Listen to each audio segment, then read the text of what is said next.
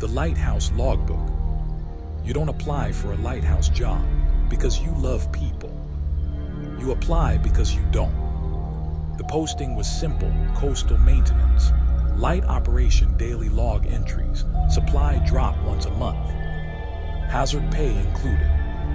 No family, no pets, no visitors. They never said why. The lighthouse stands 12 miles off the coast. No land in sight, just water in every direction. Endless black breathing water. You need a boat to reach it. Once you're there, you're there. Day 1. The first week felt peaceful. The ocean sways like it's alive, but in a gentle way. The tower hums at night when the lamp rotates. The foghorn moans every few hours like something grieving in the distance. My job was simple. Check the bulb, monitor weather, record ship sightings, write a daily log, respond to radio check-ins at 9 p.m. The company voice on the radio always sounded the same. Calm, clean, professional. Lighthouse 17, confirm status. Status normal. Copy. Click. That was it. I read books. Listened to old radio shows. Made coffee too strong. Watched storms roll in from miles away. Lonely but manageable. Day 18. The loneliness changes after a while. The water doesn't sound peaceful anymore. It sounds like whispering. At night, when the wind dies, the ocean stops crashing and starts breathing. Long inhales, long exhales against the foundation. I started having the feeling I was being watched. Not from the sky, from below. Day 23. I was bored, skimming through a stack of old books left behind in the storage room. Most were water-damaged novels, salt-swollen pages. One slipped from my hands. The bookshelf shifted when I caught it. That's when I saw it, carved into the back wall behind the shelf. Not rigid, carved, deep, jagged. Don't trust them. The letters weren't neat. They were desperate. Underneath, it was a crude arrow pointing down. I don't know why I moved the shelf. I should have left it alone. But when you're alone long enough, curiosity feels like oxygen. Beneath a loose floorboard under the arrow was a hollow space. Inside, 3 notebooks, a bundle of labeled cassette tapes, a stack of personnel files. My hands were shaking before I even knew why. The names. Each notebook belonged to a previous lighthouse keeper. I recognized the formatting. Same company template, same log structure, normal entries at first, weather reports, passing ships, maintenance notes. Then the tone would change. Each one, every single one. Log day 14. Thought I saw something large beneath the surface. Probably a whale. Log day 17. It's not a whale. It's staying near the foundation. Log day 19. It comes up at night. Then the entries would get shorter, more frantic, shaky handwriting. Something's in the water. It's watching. I can hear it move. And then they all stop. No goodbye. No final entry. Just silence. The tapes. I found the tape recorder in the emergency cabinet. It still worked. The first tape crackled with salt corrosion before a man's voice came through. Calm at first. Like me. This is Lighthouse 17, supplemental recording. Probably nothing.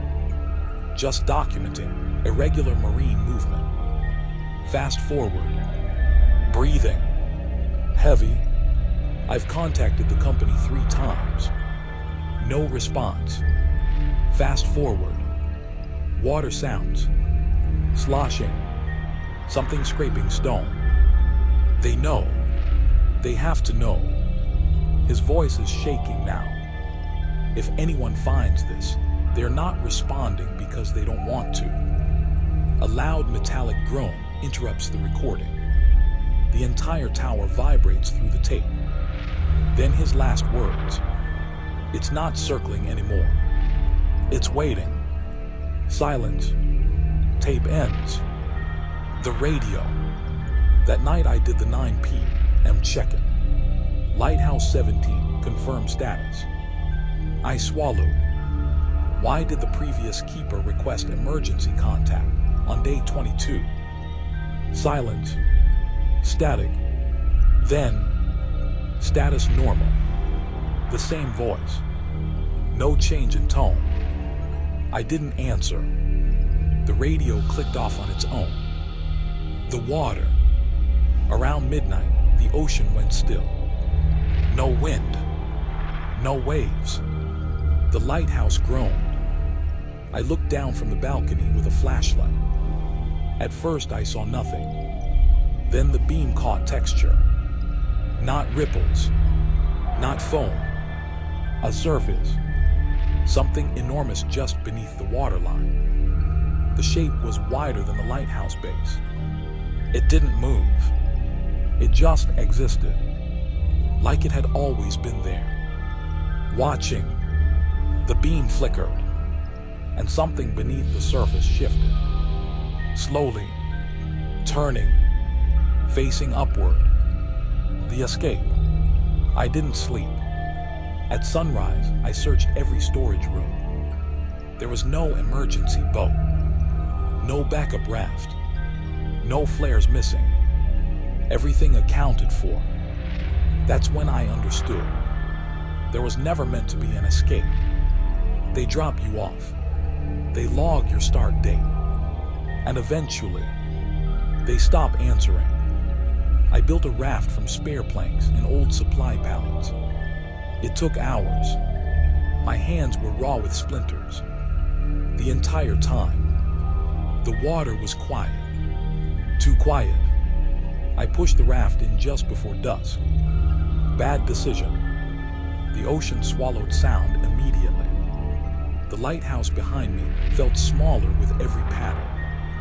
Halfway out, the water beneath me darkened. The raft lifted slightly. Not from waves. From below. Something brushed the underside. Slow. Deliberate. I fired a flare into the sky. Red light bathed the ocean. And that's when I saw it clearly for the first time. An eye. Opening beneath the surface. Bigger than the raft. Unblinking. Ancient. The flare burned out. The water erupted. The raft splintered like toothpicks. I remember the cold more than anything. And the feeling of being pulled down. Not bitten.